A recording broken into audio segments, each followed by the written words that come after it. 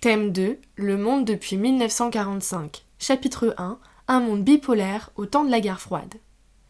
Dès la fin de la Seconde Guerre mondiale, des tensions apparaissent entre les États-Unis et l'URSS, les deux grands vainqueurs de la Seconde Guerre mondiale. Leurs idéologies sont incompatibles.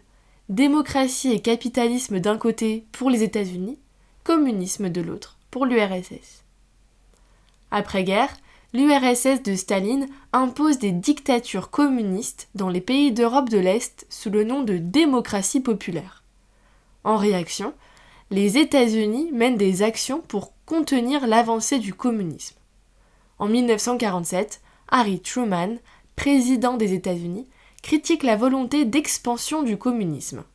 Il souhaite l'empêcher de s'étendre, notamment en Europe, grâce à l'aide économique du plan Marshall, qui constitue à proposer de l'argent aux pays européens pour qu'ils se reconstruisent suite aux destructions de la Seconde Guerre mondiale et donc éviter qu'ils ne basculent dans le communisme. On appelle cela la doctrine Truman.